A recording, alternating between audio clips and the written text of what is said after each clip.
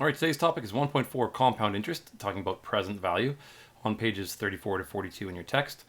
Our curriculum outcome is 30.1 to demonstrate understanding of financial decision making, including analysis of renting, leasing, and buying credit compound interest investment portfolios. Lesson objectives, we have two of them. First, to be able to use the compound interest formula in order to calculate the present value. And second, to be able to use the compound interest formula to calculate the annual interest rate. So recall that the formula for compound interest is this one, where we have A, which is the amount in the account, is equal to your principal, or what you put into the account, times 1 plus I to the power of n. Now remembering that I is your interest rate, sorry, not annual interest rate, and n is your number of times that the interest gets compounded. So I and n can change depending on whether or not you're talking about semi-annual or monthly or quarterly or whatever.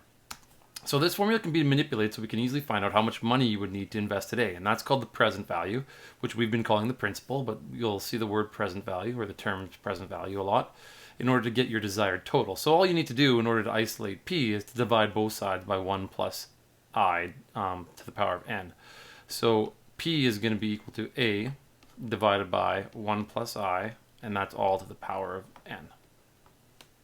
So here's an example. It says if you as an 18-year-old have a dream to be able to put $100,000 deposit down on a house when you reach the age of 25, how much money should you put in the bank right now if you're able to get 5.8% compounded annually?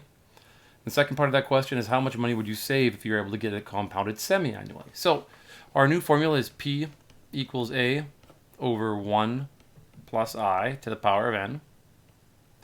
And that means that's just 100,000 is what you want in your account at the end, and your present value is what we're trying to find, and that's 1 plus 0.058. And from 18 to 25, that's a difference of 7 years.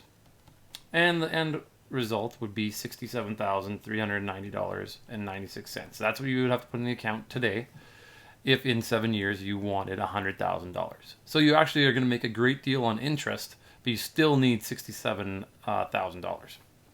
Now, if it was compounded semi-annually, then the only thing that would change here, well, two things would change. It means that the I inside this set of brackets is actually half as big, because semi-annually means that it's being compounded twice a year. So it's 0.029. And the exponent here, the number of times that it's being compounded, would be 14. And in that case, your answer is $67,016.96. This should be a 76 up here, sorry. Now, if we want to find out how much money you're going to save, we just need to subtract the two.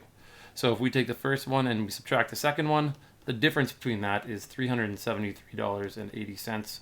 So that's how much money you would save over 7 years. You would have to put in $373 less now if you could get that interest rate to be compounded semi-annually. So here's our second example. It says, what interest rate would you need to turn $20,000 into $150,000 over the course of 15 years if it was compounded quarterly? And then how long would it take to turn into $200,000? So we'll do the first part. We're just going to use our regular formula. So A equals P1 plus I. And I think we've done one like this already, but it doesn't hurt to go over it again. The amount in the account we want is $150,000, and we are putting in $20,000. We don't know the interest rate, so we can leave it as I. But we do know that it's over 15 years and it's compounded quarterly, so this would mean that they calculate the interest 60 times. So we're going to divide both sides by 20,000. And what we get in the end on the left-hand side is 7.5. On the right-hand side, we get 1 plus I raised to the power of 60. So if we want to get rid of this raised to the power of 60, this exponent of 60, we're going to do something called taking the 60th root of both sides. So in your calculator, you should have an x root button. It looks like x root y, or it might be y root x. But anyway, you would be putting in the 60, and then that square root button, and then 7.5. And in the end, we get an answer of 1.034. And that equals 1 plus I. We subtract 1 from both sides, and we find out that I is 0.034. Now, you have to remember that it's being compounded quarterly, so this is actually a quarter of the overall annual interest rate. So to figure out what the actual annual interest rate is, Then we have to multiply that thing by 4, and that makes it 13.7% when we multiply this thing by 4 and then move the decimal back 2 spots. So that's a pretty high interest rate. So if you want to try and turn $20,000 into $150,000, you have to try and find this annual interest rate of 13.7%.